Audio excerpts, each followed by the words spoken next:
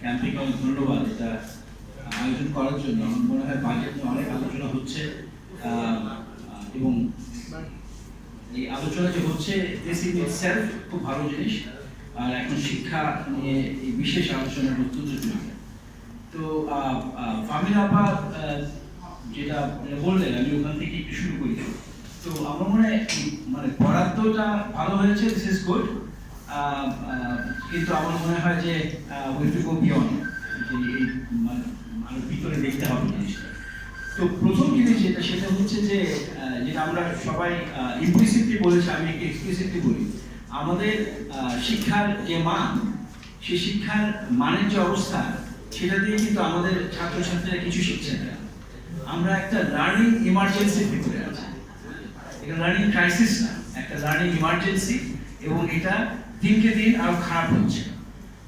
তো আমি জাস্ট কয়েকটা স্ট্যাটিস্টিক্স দিতে যাচ্ছি, এটা সবাই জানেন, তারপরেও আমার মনে হয় আমরা যখন বরাদ্দের কথা বলি তখন আমার মনে হয় এই আলোচনাটা দরকার। কারণ আমরা বরাদ্দে শুধু পর্যাপ্ততা না, বরাদ্দ যে আসলে কাজে লাগবে কি লাগবে না সেটার একটা বড় মাপকাঠি হবে যে আমাদের লার্নিং ক্রাইসিসকে ওই বরাদ্দগুলা কিভাবে ইম্প্যাক্ট করবে, এবং ওটার ভিত্তিতে প্রায়োরিটাইজ করতে হবে।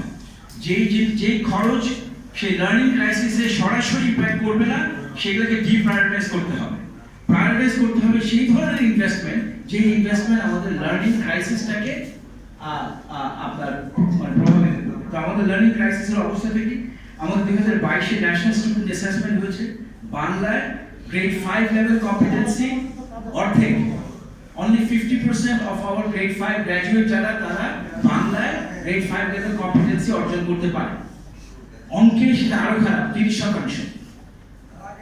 আমাদের হিউম্যান ক্যাপিটাল ইন্ডেক্স যেটা ওয়ার্ল্ড ব্যাংক যেটা করে, সেখানে আমাদের অবস্থান যেটা মূলত 0.48, মানে আমাদের একটা বাচ্চা শিশু যখন জন্মগ্রহণ করে বাংলাদেশে 18 বছর বয়স পর্যন্ত আমরা তাকে শিক্ষা এবং স্বাস্থ্যে যে সুযোগ সুবিধাগুলো দিতে পারি, সেই সুযোগ সুবিধা দিয়ে তার সম্ভাবনা কেবলমাত্র 48% সে পূরণ করতে পারে। তার মানে আমরা কি পরিমাণে আমাদের সম্পদ বিনষ্ট করছি। আমরা একদিকে ডিভিডেন্ডের কথা বলি, আমাদের শিক্ষা স্বাস্থ্য ব্যবস্থা এমনভাবে সাজানো যে আমার দেশের যে শিশুরা জন্মগ্রহণ করছে সেই শিশুটার কেবলমাত্র 48% সম্ভাবনা আমরা কাজে লাগানোর মতো ইনভেস্টমেন্ট হচ্ছে।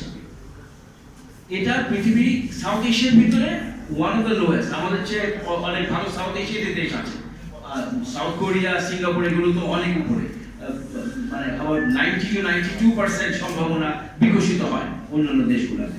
তো এটা আমাদের ক্রাইসিসের অবস্থা। আরেকটা ক্রাইসিসের অবস্থা একটু আমি বেসিক্যালি বলতে চাচ্ছি, আমাদের এখানে হিউম্যান ক্যাপিটাল ইন্ডেক্সে এই ডেটাটা খুব সুন্দরভাবে আসে। সেটা হচ্ছে যে আমাদের মানে বাংলাদেশে গড়ে একজন নাগরিক বা মানে বাংলাদেশের একটা নাগরিক 10 বছর গড়ে স্কুলে যাওয়ার তার সুযোগ হয়, গড়ে 10 বছর। কিন্তু তার যদি এডুকেশন সে কতটুকু পায়, এফেক্টিভ এডুকেশন কয় বছরের পায়, এটা যদি আমরা দেখি সেটা 6 বছর। তার মানে 10 বছরের শিক্ষা স্কুলে যায়, 6 বছরের এডুকেশন পায়, তাহলে 40% of investment, তাহলে আমরা 4 বছর নষ্ট করি কেন? Why do we waste 4 years out of 10 years আমাদের বাচ্চাদের এবং আমাদের জনগণের? সুতরাং এই জায়গাতে সবচেয়ে বড় ক্রাইসিস আমাদের। হ্যাঁ, তো এই ডেটার ভিত্তিতে আমাদেরকে বাজেটটাকে দেখতে হবে, বাজেটটাকে বিচার করতে হবে। তো আমি এখন সেই জায়গাটাতে একটু বেসিক্যালি আসছি। তো